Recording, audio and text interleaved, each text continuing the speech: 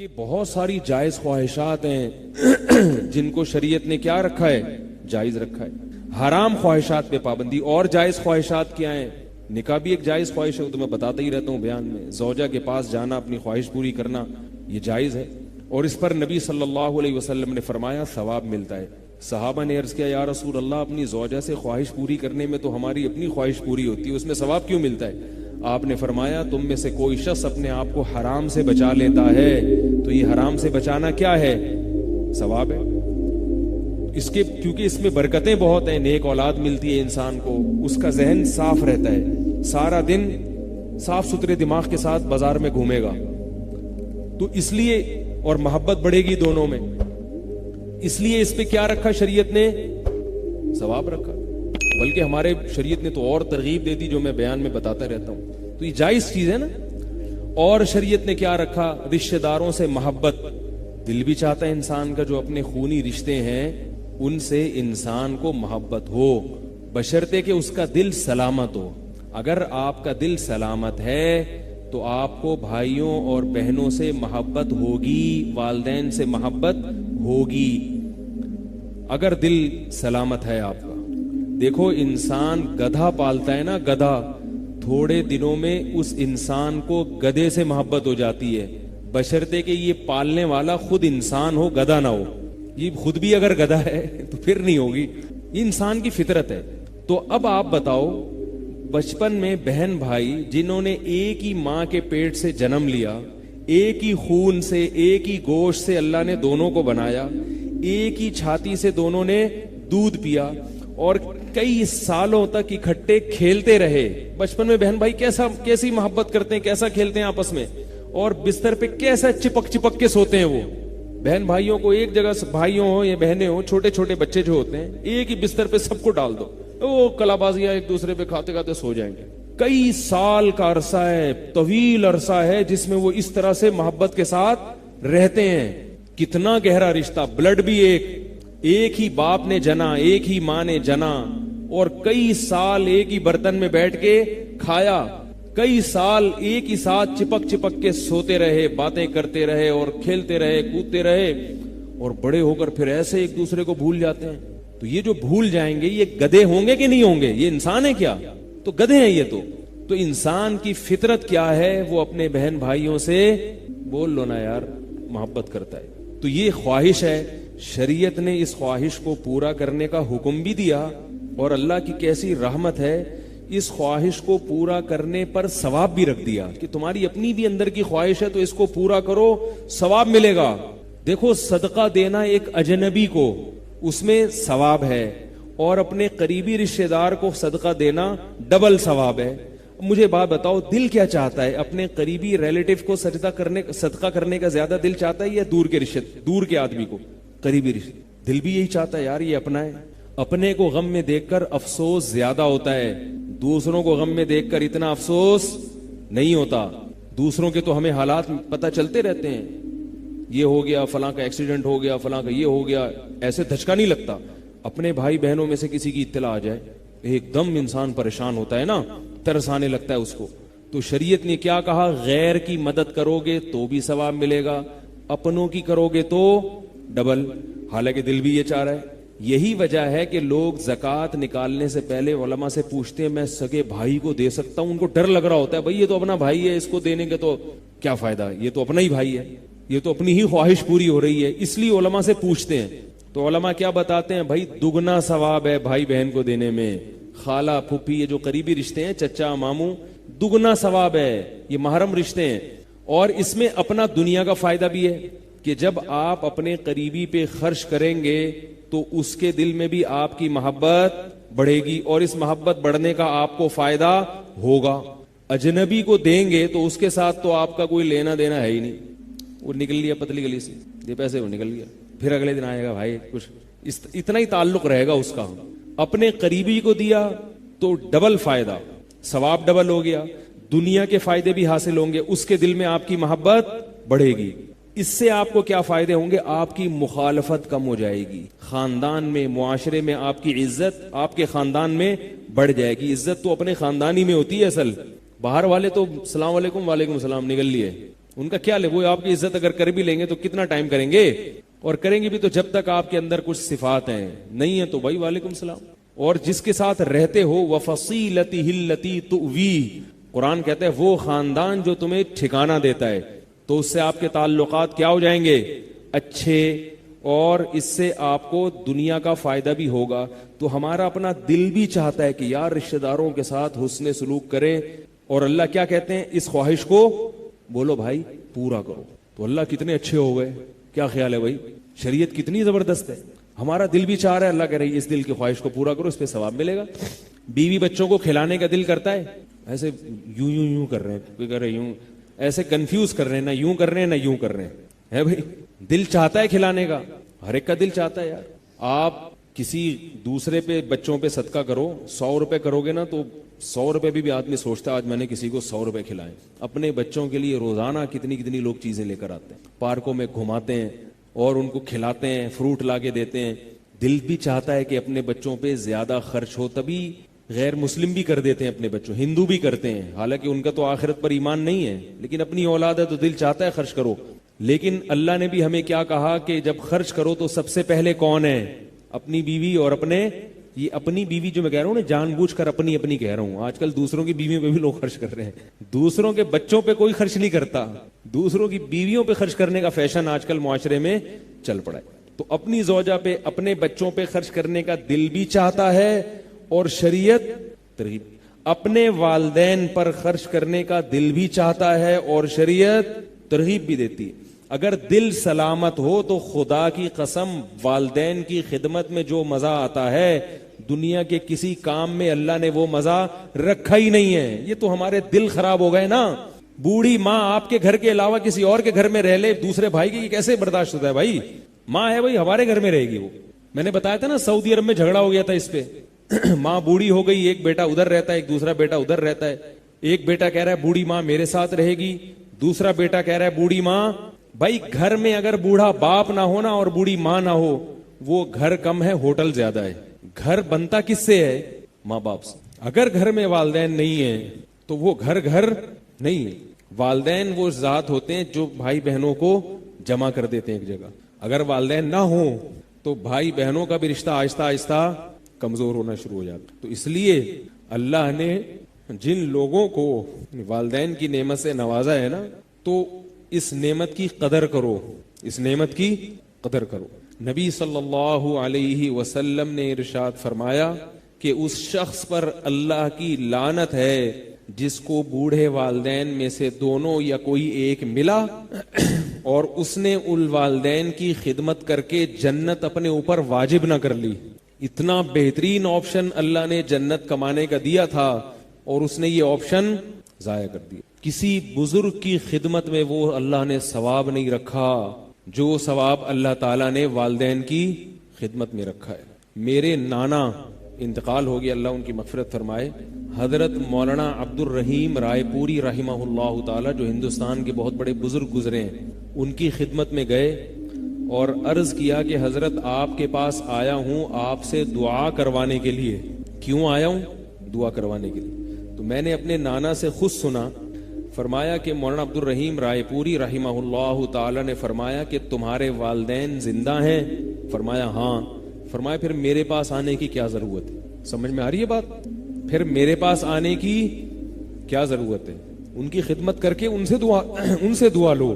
تو اس لیے یہ بات خوب اچھی طرح ذہن میں رکھیں کہ والدین کسی کی اگر گھر میں موجود ہوں تو اس سے بڑا سرمایہ نہیں ہے کسی کے پاس. تو دل بھی چاہتا ہے. ہمارے خاندان میں خاتون کی شادی ہوئی, نکاح ہو کے دور چلی گئی, وہ دوسرے شہر آ گئی. ظاہر ہے عورت ہے بیچاری, رخصتی ہوگی, اپنے والدین کے شہر کو چھوڑ دیا اس نے. میری محرم رشتہ دار تھیں وہ, میں ان سے ملنے جایا کرتا تھا. تو وہ کہتی تھی کہ مجھے, شادی بھی اچھی جگہ ہوئی, ان کی بڑی خوش تھیں. وہ کہتی تھی مجھے صرف ایک تمنا ہے کہ کاش میری بوڑھی ماں اور باپ میرے ساتھ رہیں. عورت ہے, شوہر کے گھر میں عورت خوش ہوتی ہے نا زیادہ. کہہ رہی میں تو نہیں جا سکتی, میرے نکاح ہو گیا, ایک اللہ تعالیٰ کے نظام ہے, لیکن کاش میرے والدین, یعنی یہ سہولت اللہ نے بیٹوں کو دی ہے, بیٹیوں کو نہیں دی. اس پہ افسوس کرتی تھی وہ, کاش میرے والدین میرے ساتھ رہیں. اور میں ان کی خدمت کروں، میں ان کی خدمت کروں. تو اس لیے اگر دل زندہ ہو اور دل سلامت ہو تو انسان کی خواہش کیا ہوتی ہے؟ بولو نا بھائی. اور عجیب اللہ نے والدین کا رشتہ ایسا بنایا ہے جتنے زیادہ بوڑھے ہوں گے اتنے ہی اچھے لگتے ہیں. عجیب بات، جتنا زیادہ بڑھاپا آئے گا نا والدین میں اتنے ہی زیادہ اچھے لگیں گے، اتنا ہی پیار آنا شروع ہو جاتا ہے. تو میں وہ سعودی عرب کا واقعہ سنا رہا تھا کہ 2 عربوں نے نا والدین کا مسئلہ کیا ہوا کہ وہ ایک کہہ رہے کہ بیٹا کہہ رہے میرے گھر رہے اور دوسرا کہہ رہا ہے میرے گھر رہے. اور ایک بات یاد رکھو، بات سے بات نکلتی ہے، یہ جو آج کل کی نئی جنریشن ہے نا لڑکیوں کی، بیان خواتین بھی سنتی ہیں اور پھر بہت طنز کرتی ہیں کہ یہ ہمارے خلاف. جو بات ہے وہ تو کروں گا نا، ساس بھی تو خاتون ہی ہے نا جس کی حمایت میں بات کر رہا ہوں میں. آج کل انہوں نے ساس سسر کی خدمت سے بالکل ہاتھ کھینچ لیا ہے، بالکل ہاتھ کھینچ. یہ بہت غلط ہے. یہ جو مسئلہ بیان کیا جاتا ہے کہ بہو پر ساس سسر کی خدمت واجب نہیں ہے، یہ مسئلہ اس طرح نہیں ہے. واجب نہیں ہونے کا مطلب یہ ہے کہ نکاح کا جو ایگریمنٹ ہے، معاہدہ ہے، وہ ایگریمنٹ میں یہ چیز نہیں ہوتی کہ ساس سسر کی خدمت بھی کرے گی. یعنی عورت پر لازم ہے کہ وہ شوہر کی خواہش کو پورا کرے، اس کے گھر سے باہر نہ نکلے، اس کو اولاد دے. یہ نکاح کا ایگریمنٹ ہے. باقی اخلاقیات بھی تو کوئی چیز ہوتی ہے نا. آپ بس میں سفر کر رہے ہوں، کوئی بوڑھا آدمی بیچارہ ہانپتا کانپتا ہوا کھڑا ہوا ہو اور آپ کو پتا ہے کہ 1-8 گھنٹے کا راستہ ہے، آپ اس کے لیے سیٹ چھوڑو گے کہ نہیں چھوڑو گے؟ یا آپ بولو گے کہ سیٹ کے پیسے چونکہ 50 روپے 20 روپے میں نے دیے ہیں، چلو لمبا سفر ہے، پنڈی جا رہے ہیں آپ، اس میں تو آپ کنڈکٹر سے بولیں گے بھائی تو نے جب سیٹ نہیں تھی تو بوڑھے کو چڑھایا کیوں تو نے، اور ہم کیا پنڈی تک کھڑے ہو کر جائیں؟ وہاں تو بات سمجھ میں آتی ہے. آدھے گھنٹے کا سفر ہے، 15 منٹ کا سفر ہے، آپ نے 20 روپے دے دیے، بیٹھ گئے آپ. اب ایک بیچارہ ہانپتا کانپتا ہوا بوڑھا کھڑا ہوا ہے تو آپ کے لیے سیٹ دینا واجب نہیں ہے اس کو، کیونکہ سیٹ کے پیسے کس نے دیے؟ آپ نے دیے، پہلے آپ آئے ہو. لیکن اخلاقیات کیا اس کو گوارا کر؟ کوئی وہاں کوئی باشعور بندہ بیٹھا ہوگا، اس عمل کے بعد آپ سے محبت کرے گا وہ؟ ہے بھائی، یہ تقریر سن کے وہ خوش مطمئن ہو جائے گا کہ بھائی پیسے میں نے دیے، میرا حق ہے. ٹھیک ہے، پیسے آپ نے دیے، آپ کا حق ہے. لیکن ایسے موقع پہ ذرہ برابر بھی انسانیت ہو تو انسان اس بوڑھے کے لیے جگہ چھوڑ دیتا ہے. چھوڑتا ہے کہ نہیں چھوڑتا؟ تو یاد رکھو، جب رشتہ قائم ہو گیا میاں بیوی کا، تو عورت کے لیے شوہر جیسے قابل احترام ہے، اس کا باپ اور اس کی ماں بھی قابل احترام ہے. ان کا خیال کرنا عورت کی اخلاقی ذمہ داری ہے. اگر ان سے وہ تمیز سے بات نہیں کرتی، ان کی خدمت جو ضروری خدمت ہے وہ نہیں کرتی، تو وہ یہ نہیں کہہ سکتی کہ مجھ پہ واجب نہیں ہے. ایسے تو پھر شوہر بھی بہت ساری چیزیں، شوہر یہ جو آج کل اتنا خرچہ مرد اپنی بیویوں کو دے رہے ہیں، یہ مردوں پہ واجب تھوڑی ہے. میرے پاس خواتین کے فون آتے ہیں نا، نان نفقہ نہیں دیتے ہمارے میاں. میں کہتا ہوں صبح ناشتہ ملتا ہے؟ ہاں ملتا ہے. دوپہر کھانا ملتا ہے؟ ہاں ملتا ہے. رات کھانا ملتا ہے؟ ہاں ملتا ہے. سال میں 4 جوڑے بنتے ہیں؟ ہاں وہ تو بن ہی جاتے ہیں. تو اور کیا چاہیے؟ کہہ رہے نہیں، وہ جو نان نفقہ ہے، جو نان نفقہ ہے وہ تو مل نہیں رہا. تو میں نے کہا یہ کیا ہے؟ میں نے کہا گھر کی سہولت میسر ہے. ہاں بھی گھر تو دیا ہوا ہے میاں نے، نان نفقہ نہیں مل رہا. تو بھائی نان نفقہ وہ ایسا ہی ہو گیا. ہمارے پنجاب سے ایک رشتہ دار آئے، اب تو بریانی کی ڈش بہت مشہور ہو گئی ہے دنیا میں. پہلے پنجاب والوں کو بریانی کا نہیں پتا ہوتا تھا. جب ہم چھوٹے بچے تھے تو ہمارے جو پنجاب سے رشتہ دار آتے تھے ان کو نہیں پتا تھا بریانی کیا ہوتی ہے. تو ہمارے میرے ماموں لگتے تھے رشتے میں، وہ آئے پنجاب سے، کراچی آئے. انہوں نے کہا یار میں بریانی کھاؤں گا، بہت تعریف سنی ہے کراچی والے. اور یاد رکھو بریانی ابھی بھی صرف کراچی میں ہی ملتی ہے. پنجاب میں بریانی بنا تو دی مگر انہوں نے، لیکن کاش نہ بناتے تو اچھا تھا. ابھی بھی بریانی صرف نقل کی کوشش کی ہے ان لوگوں نے، مگر وہ بریانی نہیں بنی. نہ پلاؤ کے رہے نہ بریانی کے رہے. سعودیہ میں بھی بریانی ملتی ہے مگر وہ بھی بریانی کے نام پہ بدترین مذاق ہوتا ہے، وہ بریانی نہیں ہوتی. وہ تو بریانی ابھی بھی کراچی میں ہی ہے. ہاں پنجاب میں اور چیزیں ملتی ہیں جو کراچی میں نہیں ملتی، لیکن بریانی بہرحال، نہاری اور بریانی یہ دونوں چیزیں کہاں ملتی ہیں؟ صرف کراچی میں ملتی ہیں. تو اس لیے جب پنجاب جاؤ تو یہیں سے شاپر میں بریانی ڈال کے لے جایا کرو، ورنہ بریانی کے نام پہ پھر آدمی منہ بھی نہیں بنا سکتا. وہاں میزبان اتنی اہتمام سے بریانی بنا کے لاتا ہے اور بریانی تعریف کرنی پڑتی ہے مجبوراً. تو اس لیے وہ آئے یہاں پہ اور کہنے لگے کہ بھائی میں نے بریانی کی بڑی تعریف سنی ہے، بریانی کھاؤں گا. ان کو یہ بھی نہیں پتا تھا چاول ہوتے ہیں یہ. تو ہمارے پڑوسی تھے، ان کو لے گئے، ان کو بریانی کھلا دی. ان کو نہیں پتا تھا کہ یہ میں بریانی کھا چکا ہوں. انہوں نے کہا کوئی عجیب سی چیز ہوگی، بہت ہی یونیک قسم کی ڈش ہوگی. تو گھومتے رہے. پھر بعد میں کہنے لگے یار بریانی تو کھلاؤ آپ. تو انہوں نے کہا یہ میں نے کیا کھلایا ابھی آپ؟ انہوں نے کہا یہ بریانی ہے, اس کو بریانی بولتے ہیں. تو اتنی تعریف سنی تھی, یہ تو چاول ہے عام تھوڑا سا مسالہ, بھائی یہی ہے بریانی. آپ کو عادت نہیں پڑی ہوئی اس لیے آپ کو اتنی اچھی نہیں لگ رہی. خیر وہ میں کیا بات کر رہا تھا, ہاں تو اسی طرح خواتین کہتی ہیں یہ نان نفقہ ہے, صبح ناشتہ بھی کرا دیا اور یہ بھی. تو اور کیا نان نفقہ ہے بھائی؟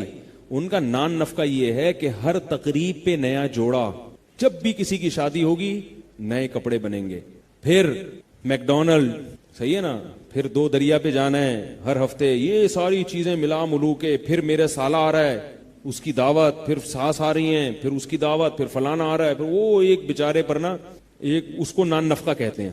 باقی یہ کوئی نان نفقہ تھوڑی ہے, یہ تو ویسے ہی کھانا ہے بھائی, یہ تو ضرورت ہے. تو بھائی وہ بھی تو اضافی خرچ کر رہا ہے, تو آپ کی بھی ذمہ داری ہے کہ آپ بھی اخلاقیات کے معیار پہ پورا اتریں. باقی یہ بڑا گمبھیر مسئلہ ہے کہ میں یک طرفہ بات نہیں کرتا, بعض دفعہ ساس اپنے ساس ہونے کا بھی ناجائز فائدہ اٹھاتی ہیں, وہ ہر وقت ذہنی طور پہ ٹارچر کرتی رہتی ہیں, یہ بھی ہوتا ہے. سسر اتنا نہیں تنگ کرتے, ساسیں زیادہ تنگ کرتی ہیں, وہ ٹارچر ذہنی طور پر, وہ اپنی بیٹی نہیں سمجھ رہی اس کو. اس لیے علماء آج کل کہتے ہیں کہ بھائی بیوی کو الگ گھر پہلے لے کے دو اور شادی بعد میں کرو. حضرت مولانا اشرف علی تھانوی رحمہ اللہ نے اس پہ بہت تاکید کی ہے کہ بھائی پہلے الگ گھر کا انتظام کرو پھر شادی کرو. ہاں جس کے پاس گنجائش نہیں ہے تو ایک الگ بات ہے, لیکن ہر گھر میں ایسا نہیں ہوتا. بہت ساری جوائنٹ فیملیاں میں جانتا ہوں بہت تمیز کے ساتھ رہ رہے ہیں, کیونکہ جوائنٹ فیملی میں رہنے میں جو برکتیں ہیں وہ الگ الگ رہنے میں نہیں ہیں, لیکن اس کے لیے پھر دل بھی تھوڑے سے بڑے ہونے چاہیے. تو والدین کے معاملے میں بات عرض کر رہا تھا کہ شریعت نے اتنا بڑا حق بیان کیا ہے والدین کا. آپ صلی اللہ علیہ وسلم نے ارشاد فرمایا کہ والدین اگر بیوی کو طلاق کا حکم دیں تو والدین کے کہنے پر بیوی کو طلاق دے دو. یہ حدیث ہے. ابو درداء رضی اللہ تعالی عنہ کے پاس ایک شخص آیا, عرض کیا کہ ان ابی یأمرنی ان اطلق زوجتی او کما قال, کہ میرے باپ مجھے حکم دے رہا ہے کہ میں اپنی بیوی کو چھوڑ دوں.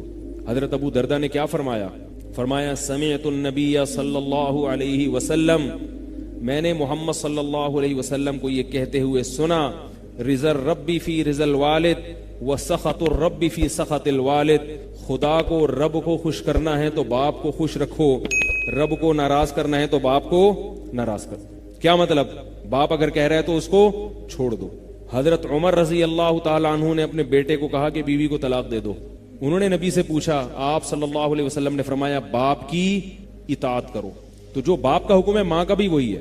البتہ اس میں آج کل علماء کہتے ہیں کہ جلد بازی سے کام نہ لے, پہلے پوری بات علماء کے سامنے رکھ دے, کیونکہ بعض دفعہ باپ اور ماں کی طرف سے زیادتی بھی ہوتی ہے. امام اس سے پتہ چلتا ہے کہ حدیث جو ہے نا, حدیث سمجھنا یہ مجتہدین کا کام ہے, ہر آدمی کا کام نہیں ہے. یہ جو لوگ کہتے ہیں نا ہر مسئلہ خود حدیث سے نکالو, غلط ہے, نہیں نکال سکتے آپ, اجازت نہیں ہے آپ کو. فقہی مسائل آپ خود حدیث سے نہیں نکال سکتے, اس کی قطعاً اجازت نہیں ہے. حالانکہ حدیث میں نہیں ہے کہ باپ اگر غلط ہے یا صحیح ہے, حدیث میں تو مطلق ہے, باپ حکم دے تو چھوڑ دو بیوی کو. لیکن ہم جب مجتہدین سے پوچھتے ہیں تو امام احمد ابن حنبل کے پاس ایک شخص آیا, اس نے کہا کہ میرا باپ کہہ رہا ہے کہ میں اپنی بیوی کو طلاق دے دوں, کیا میں دے دوں؟ امام احمد نے فرمایا نہیں. اس نے فوراً حدیث سنائی, نبی نے تو حضرت عمر کے بیٹے کو کہا تھا کہ باپ کی اطاعت کرو. امام احمد نے بڑا پیارا جواب دیا, فرمایا حل ابو کا مثل عمر, کہ تمہارا باپ بھی عمر جیسا ہے بھائی. نبی نے جو کہا تھا وہ عمر کے بیٹے کو کہا تھا. نبی کو یقین تھا کہ عمر اپنے بیٹے کو اگر کہہ رہے کہ بیوی چھوڑ دو تو غلط نہیں کہہ رہے. اسی طرح ابراہیم علیہ السلام نے اپنے بیٹے کو حکم دیا تھا کہ بیوی کو طلاق دے دو. ظاہر ہے ابراہیم علیہ السلام غلط حکم نہیں دے سکتے, لیکن ہمارے اور آپ کے جو ابا ہیں بہت اچھے ہیں, ہم ان کے پاؤں میں پڑے رہیں, مگر کوئی بھروسہ نہیں ہے کس وقت کیا کہہ دیں, کوئی گارنٹی نہیں ہے. اس لیے اگر وہ کسی کو کچھ کہہ دیں تو پہلے علماء کے سامنے بات رکھو کہ حضرت ایسا نہ ہو کہ وہ بے قصور ہو اور خام خامے اس کو آپ جو ہے نا چھوڑ دیں. ہاں کوئی معقول ریزن ہے, وہ ستا رہی ہے باپ کو اور ماں کو. ان میں ایک چیز بہت اہم ہے کہ عورت پر اتنا کم از کم کر لے کہ شوہر کے والدین سے بات تمیز سے کرے. اگر بدتمیزی کرتی ہے تو میں سمجھتا ہوں یہ چیز قابل برداشت, شوہر سے بدتمیزی کر لے قابل برداشت ہے. وہ تو شوہر ہے نا, وہ تقریباً اسی کے لیول کا آدمی ہے, ٹھیک ہے نا. اللہ نے ایک مقام اوپر تو رکھا, مگر بہرحال وہ اس کا شریک حیات ہے. دونوں کے لیول تو تقریباً ایک ہی ہے نا دونوں کا. وہ تو ایک اللہ نے ذمہ دار بنا دی, ابھی گھر میں اس کی چلے گی. لیکن جو اس کے والدین ہیں وہ قابل عزت ہے.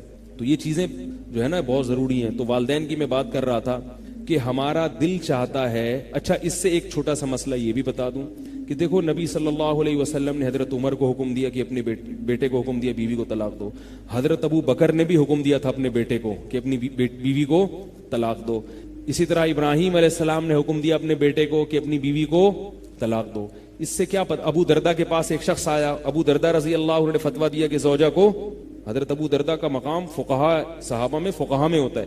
اس سے اتنی بات تو پتہ چلتی ہے کہ اسلام میں طلاق اتنی معیوب ہے نہیں جتنی ہمارے معاشرے نے بنا دی. اتنی معیوب نہیں ہے اسلام میں, بری چیز ہے. خود نبی نے فرمایا ان ابغض الحلال الی اللہ طلاق, حلال چیزوں میں سب سے ناپسند اللہ کو کیا لگتی ہے؟ طلاق. مگر ساتھ ساتھ ہے ناپسند, ناپسندیدگی میں اشارہ کر دیا کہ بلا وجہ یہ کام کرنے کا نہیں ہے. بعض لوگوں کو عورتیں بدلنے کا شوق ہوتا ہے. ایک صاحب تھے, انہوں نے ایک بیوی رکھی, پھر طلاق دی, پھر دوسری شادی کی, سمجھ میں نہیں آیا, اس کو چھوڑ دی, تیسری شادی کی. پیسے والے تھے, رشتے مل رہے تھے دھڑا دھڑ, سمجھ میں آیا, پھر چھوڑ دی. اس چیز کو ناپسند کیا ہے شریعت نے. بعض صحابہ سے یہ ثابت ہے, مگر ان میں کیا حکمت ہے, کیا مسئلہ تھی, وہ ایک الگ موضوع ہے. جمہور صحابہ کا یہ موقف نہیں تھا. خود نبی کا صلی اللہ علیہ وسلم کی اپنی سنت یہ نہیں تھی. تو آپ صلی اللہ علیہ وسلم کی اپنی زوجہ سے بعض دفعہ کچھ جھگڑے بھی ہوئے ہیں, جیسے میاں بیوی میں ہوتے ہیں. آپ روٹ کے چلے گئے, 1 مہینے بعد آئے, لیکن آپ نے طلاق نہیں دی. لیکن اتنی معیوب نہیں ہے جتنی ہمارے معاشرے نے بنا لی. یہ غلط ہے, کیونکہ اللہ نے, ہم دیکھو شریعت کو فالو کریں گے تو ہر چیز میں. کچھ دن پہلے میں ایک نکاح پڑھایا میں نے, وہ لڑکی طلاق یافتہ تھی اور ہمارے خاندان کی تھی. اس کا کہیں میں نے نکاح پڑھایا تو میں ٹیکسی میں جا رہا تھا, ایک ٹیکسی پکڑی میں نے, ڈرائیور تھا پٹھان. اب راستے میں میری کالز آ رہی ہیں, میں مسائل کا جواب دے رہا ہوں, تو اس پٹھان نے بولا وہ تم مفتی ہے, مولوی ہے؟ میں نے کہا ہاں. تو اس کو اندازہ ہوا نا فون پہ میری بات چیت سے, تو پھر اس نے بھی مسئلے پوچھنا شروع کر دیے. میں نے کہا چل بھائی تو فری میں. تو اب جب میں وہاں گیا, میں نکاح پڑھا کے اسی ٹیکسی میں واپس آیا, ہمارے رشتے دار خاتون تھی وہ, تو کہنے لگا کیا کون تھی, یہ کیا تھا؟ میں نے کہا طلاق یافتہ لڑکی تھی. تو کہتے ہیں اوئی خواہ تمہارا جو مہاجروں میں یہ جو طلاق کا رواج ہے بہت اچھا رواج ہے. میں نے کہا یہ کیا کر رہا ہے بھائی, ورنہ تو کہتا ہے کہ تمہارے مہاجروں میں جو طلاق کا رواج ہے یہ بہت گندا رواج ہے. یہ کہنا چاہیے تھا نا, لیکن وہ کیا کہہ رہا ہے, یار یہ تم لوگ کے یہاں بہت اچھا رواج ہے. یعنی اس لڑکی کو طلاق ہوئی ہے پھر دوبارہ شادی. میں نے کہا کیوں؟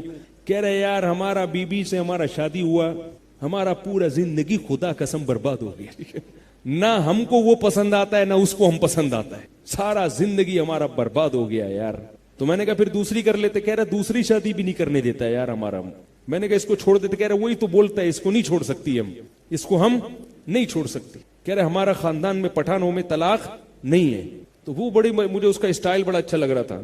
تو بات اس نے یہاں سے شروع کی, تمہارا مہاجروں میں یہ بہت اچھا رواج ہے. مجھے بڑا تو بھگتا ہوا تھا نا, وہ بھگتا ہوا تھا. اب بھائی چلو استخارے بھی نکال لیے, سب کچھ ہو گیا, پھر بھی میچنگ نہیں ہو رہی, نہیں سمجھ میں آ رہا. سر پھٹولنے سے بہتر نہیں ہے کہ محبت سے علیحدگی اختیار کر لو, بھائی تم کہیں اور کر لو, تم کہیں اور کر لو. نہیں جی ہو گئی تو رشتے آسمانوں پہ بنتے ہیں, ایلفی سے جڑتے ہیں, اور جناب اب وہ الگ ہی نہیں ہو سکتے. وہ سر مار رہے ہیں. پھر لڑکی کے والدین کہتے ہیں کہ طلاق کے بعد ادھر آنے کی اجازت نہیں ہے. یہ بھی غلط ہے. شادی کر دی آپ نے, نہیں بن رہی تو بیٹی سے بولو بیٹا اچھی طرح سے رہو, نہیں ہوتی تو کوئی بات نہیں, گھر کے دروازے کھلے ہوئے. آئی بات سمجھ, خام خام اپریشیٹ نہ کریں کہ وہ نہیں بھی آنا ہو تو آ جائے, پہلے دیکھیں کہ واقعی نہیں بن رہی. ورنہ بعض دفعہ والدین خام خام میں سپورٹ کرتے ہیں تو اس سے خام خام میں طلاق ہوتی ہے. یہ اس کو میں اپریشیٹ نہیں کرتا کہ وہ آگے اپنے شوہروں کی شکایت لگا رہی ہے اور آپ سن کے بولے ہاں جاگے جو ہے نا, اور وہ تو اس کو بولو گھر بسایا, اس کو نبھاؤ. جب تک کوئی بہت واضح مسئلہ نہ ہو اور وہ حل کرنے کی کوششوں کے باوجود بھی حل نہیں ہو رہا ہو, اس کے بعد کی بات کر رہا ہوں. کیونکہ میں نے اپنی اس زندگی میں بہت سی عورتوں کو پاگل ہوتے دیکھا ہے. انہوں نے طلاق نہیں لی, سسرال میں ان کو ذہنی طور پر اذیت مل رہی تھی تو وہ نفسیاتی پاگل ہو گئی, ڈپریشن کی گولیاں کھا رہی ہیں, اور نتیجہ پھر بھی طلاق کی صورت میں ہی نکلا. اور بعض دفعہ میاں پاگل ہو گیا, یہ بھی ہوتا ہے. وہ طلاق کیونکہ خاندان معاشرہ برا سمجھتا ہے کہ تم تو 2 نمبر آدمی ہو, تم نے طلاق دے دی بیوی کو, تو نتیجہ کیا نکلتا ہے, وہ نہیں دیتا اپنی عزت بچانے کے لیے کہ معاشرے میں رشتہ داروں میں بدنام نہ ہو جاؤں. صبر کر کے بالآخر ایک دن دھماکے کے ساتھ پھٹ جاتا ہے, وہ برین ہیمریج ہو جاتا ہے اس, یا پاگل ہو جاتا ہے. کیونکہ لطیفے جو لوگوں نے بنائے ہوئے ایسے تھوڑی بنائے ہوئے ہیں. وہ ایک آدمی گیا نا, ایک خاتون گئی اپنے شوہر کو لے کے ڈاکٹر کے پاس, کہنے لگی کہ ڈاکٹر نے, یہ جو ذہنی مریض ہیں, ڈاکٹر نے اندازہ لگا لیا کیوں ہے یہ, تو ڈاکٹر نے اس کو خاتون کو ہاتھ میں کہا کہ نیند کی گولیاں ہیں. اس نے کہا یہ میں ان کو کس وقت کھلاؤں؟ اس نے کہا یہ آپ نے کھانی ہے. جتنا زیادہ آپ سوئیں گی اتنی جلدی یہ ان کی ریکوری ہوگی. جتنا زیادہ جتنا آپ جاگیں گی کچھ دنوں میں یہ کومے میں چلے جائیں گے, پھر یہ پولیس سے بھی نہیں اٹھیں گے. سمجھ آ رہی ہے بات؟ ایسا سوئیں گے کہ یہ پولیس بھی ان کو نہیں اٹھا سکے. تو یہ دونوں طرف ہوتا ہے. تو بھائی یہاں تک پھر لوگ کہتے ہیں بچوں کا کیا ہوگا, بچوں کا کیا ہوگا. بچے اس طرح سے جو لڑ کے رہیں گے نا, اس سے بچے زیادہ خراب ہوں گے. اور محبت سے الگ ہو جاؤ, عدالتوں میں نہ جاؤ, کسی عالم کو, مفتی کو, کسی بڑے ادارے کو ثالث بنا لو اور مل جل کر بچوں کی تربیت کرو. کچھ بھی نہیں ہوتا. بچپن میں ماں کے پاس رہیں گے, ہفتے میں ایک دن 24 گھنٹے کے لیے باپ کے پاس رہ لیں گے. خرچہ باپ اٹھائے گا. تعلیم کی ذمہ داری کس کی ہے؟ باپ کی ہے. سب ذمہ داریاں باپ کی. ماں کے پاس رہیں گے, وہ ہنسی خوشی زندگی گزارو. اور میں نے ایسے کیسز بھی دیکھے ہیں. ایک دفعہ میں کسی کا نکاح پڑھانے گیا, میرا شاگرد ہے وہ. میں نے کہا ابا کہاں ہیں؟ انہوں نے کہا ابا اماں میں تو ہمارے بچپن میں طلاق ہو گئی تھی جب ہم چھوٹے تھے. میں نے کہا اچھا, تو آپ اس شادی میں ابا شریک ہوں گے؟ ہاں, وہ دوسرے راستے سے آئیں گے, وہ ادھر سے پہنچیں گے شادی میں. میں نے کہا ابا اماں کیسے رہتے ہیں؟ انہوں نے کہا ابا ادھر رہتے ہیں, سامنے والے فلیٹ میں اماں رہتی ہیں. میں نے کہا کیوں؟ کہہ رہے ہیں یار جب ہمارے ابا اماں کا نکاح ہوا نا تو میری والدہ جاب کرتی تھی, تو میرے والد صاحب کو جاب کرنا پسند نہیں تھا. اس پہ اتنی لڑائیاں ہوئی کہ دونوں نے آرام سے تمیز سے بیٹھ کے علیحدگی اختیار کر کہ بھائی بچوں کی ہم تربیت کرتے رہیں گے, آپ سامنے والے فلیٹ میں رہیں, میں یہ والے فلیٹ. ٹھیک ہے, بچے ادھر بھی جاتے اور ادھر بھی جاتے ہیں, کچھ بھی نہیں ہوتا. کوئی اتنا بڑا مسئلہ نہیں ہے. بلا وجہ نہ کریں کہیں جا کے آپ کہیں گے کچھ بھی نہیں ہو رہا تو چلو بیگم تم جاؤ یہاں سے. یہ تو ناپسندیدہ ہے شریعت میں. میں تو انتہائی آخری وہ بتا رہا ہوں. تو اتنا نہیں ہے جتنا لوگوں نے. اس موضوع پر میں کبھی انشاءاللہ بہت تفصیل سے بات کروں گا, صرف اسی ٹاپک پر کہ اس بارے میں شریعت کی رہنمائی کیا ہے, کیا کرنا چاہیے اور کیا نہیں کرنا چاہیے. تو خیر بات یہ چل رہی تھی کہ ہماری بہت ساری خواہشات ایسی ہیں جو شریعت چاہتی ہے کہ ہم وہ خواہشات پورا کریں, اور ہم بھی چاہتے ہیں. جیسے والدین اگر, ہاں میں وہ بتا رہا تھا سعودی عرب میں جھگڑا کیا ہوا کہ ایک بیٹا کہہ رہا ہے کہ میری اماں میرے پاس رہیں گی, دوسرا بیٹا کہہ رہا ہے کہ میری اماں میرے پاس. کیونکہ ابا اماں گھر میں ہوں گے تو پھر اپنے بچوں کو پالنے کا مزہ ہی الگ ہے. بچوں کو دادا دادی نانا نانی کا پیار ملتا ہے, محبت ملتی ہے. وہ تو جب ہی ملے گی نا جب آپ کے ساتھ رہیں گے. اور آدھا ٹائم تو دادا دادی نانا نانی پال لیتے ہیں بچوں کو. بچوں کی اتنی اچھی تربیت ہوتی ہے نا اگر بوڑھے ماں باپ گھر میں موجود رہیں. ہمارے دیکھو اگر ماں باپ نہیں بھی ہے نا تو کسی بھی بوڑھے رشتے دار کو گھر میں لا کے رکھ لو. بوڑھے کا گھر میں رہنا بہت ضروری ہے. ہمارا جو جامعۃ الرشید ہے نا, اس میں جو میرے شیخ و مرشد ہیں وہ جوان ہیں. ہمارے شیخ حضرت مفتی رشید احمد صاحب تو بوڑھے تھے. جب ان کا انتقال ہو گیا تو نیچے جتنے لوگ تھے جامعہ چلانے والے وہ سارے جوان. تو ہمارے استاذ نے, میرے شیخ و مرشد نے بنوری ٹاؤن سے ایک بوڑھے عالم اسپیشل منگوائے, حالانکہ استاذ کی ضرورت جامعہ کو نہیں تھی. ایک سے ایک استاذ پڑھا ہوا تھا. فرمایا کہ سارے نوجوان لڑکے ہیں یہاں پہ, سارے ینگ ہیں, مدرسے میں کوئی بوڑھا نہیں ہے. تو یہ کیسا مدرسہ ہے بھائی؟ برکت کہاں سے ہوگی یہاں؟ ہم کس کا احترام کریں, کس کی خدمت کریں, کس کی جوتیاں سیدھی کریں, کس سے دعائیں کروائیں؟ ایک بوڑھے کا ہونا ضروری. اسپیشل ایک حدیث کے استاذ منگوائے بوڑھے, اور ماشاءاللہ اب تک ہیں وہ, اور ان کو سبق بھی دیا. حالانکہ بعض دفعہ وہ سبق پڑھاتے ہیں تو سمجھ میں نہیں آ رہا ہوتا طلبہ کے, بیچارے اتنے بوڑھے ہو گئے, ضعیف ہو گئے, تو وہ آواز ان کی کھل کے نہیں چلتی. لیکن بھائی بیٹھو سنو, نوجوانوں کو سکھایا جا رہا ہے نا کہ بوڑھوں کا احترام کیا جاتا ہے. بھائی بوڑھے عالم ہیں, سبق سمجھ میں آئے نہیں آئے سر جھکا کے ان کے سامنے بیٹھنا ہے. کیونکہ ہمیں علم کی جتنی ضرورت ہے نا, تمیز سیکھنے کی ضرورت اس سے بھی زیادہ ہے. آج کل یونیورسٹیوں میں, کالجوں میں تعلیم ہے, تمیز نہیں ہے. انسان تعلیم سے نہیں بنتا, تہذیب سے بنتا ہے. تو بوڑھے کا احترام کرنا سیکھو, یہ بہت ضروری ہے. اور اگر کبھی راستے میں آپ کو کوئی بوڑھا روک کے کوئی بات شروع کر دینا تو جلدی نہیں بھاگا کرو. یہ بھی آج کل نوجوانوں میں ہر وقت ٹائم دیکھتے ہیں, جلدی بہت ہے. وہ بیچارہ بوڑھا آدمی وہ بات کو دیر سے مکمل کرتا ہے, وہ آواز اس میں لرزہ ہوتا ہے. میری عادت یہ ہے کہ مجھے کوئی بوڑھا مل جائے نا مسجد میں کھڑا ہو, بات چیت شروع کر دے, پوری کوشش کرتا ہوں کہ جب تک اس کی بات ختم نہ ہو میں اپنی جگہ سے نہ ہلوں. حالانکہ آپ کو پتا ہے میں پکڑائی میں آتا نہیں ہوں. کوئی بندہ مل جائے سے کر کے نکلتا ہوں. لیکن اگر کوئی بوڑھا, میں یہ بات اس لیے نہیں بتاتا تھا کہ کہیں ایسا نہ ہو بوڑھے اس کا ناجائز فائدہ اٹھانا شروع کر دے. یہ اب تک میں بتا نہیں رہا تھا, لیکن چلو اب نکل گئی. کوئی بوڑھا مل جائے تو کوشش, میں یہ نہیں کہہ رہا اس پہ پورا اترتا بھی ہوں, میں कोशिश मेरी ये होती है कि ये बूढ़ा सही कह रहा है गलत कह रहा है, चुप करके पूरी बात इसकी सुन लो, चाहे गलत ही कह रहा हो, और उनको गलती पे टोकता भी नहीं हूं कि आप गलत कह रहे हैं। हमें इसकी इजाजत नहीं है कि हम अपने से बड़ों को जो बिल्कुल बिल्कुल सफेद रिश हो गए उनको हम तंबी करना शुरू कर दें। भाई सुन लो, इसी पे सवाब मिलेगा। बस वो अपना अमल मुकम्मल कर चुके हैं, उन्होंने जितना तब्दील होना था हो गए हैं। अब वो खुद जितना होंगे होंगे, आपके कहने से नहीं होंगे, आपके कहने से नहीं होंगे। तो इसलिए शरीयत में इसका बहुत बहुत ख्याल किया गया है, जो ज़ईफ है उसका ख्याल। और खानदानी लोग ऐसा करते हैं, घर में बूढ़ा बाप है, बूढ़ा दादा है, चुप करके बैठ, थोड़ी देर उनके साथ जाके बैठ जाए, उनकी ऊल फूल इधर उधर की जो सुना रहे होते हैं ना बूढ़े लोग, सुन लिया करो बैठ के। हमारी दादी थी, बहुत बूढ़ी हो गई थी, कई साल से 80 साल तक की थी वो, कई साल से वो 80 की थी। 80 के बाद ना उन्होंने कहा था अब मैं आगे मेरी उम्र बढ़ेगी नहीं, वो हाफजा कमजोर हो गया तो 80 ही बताती थी। हम कई साल से उनको देख रहे थे।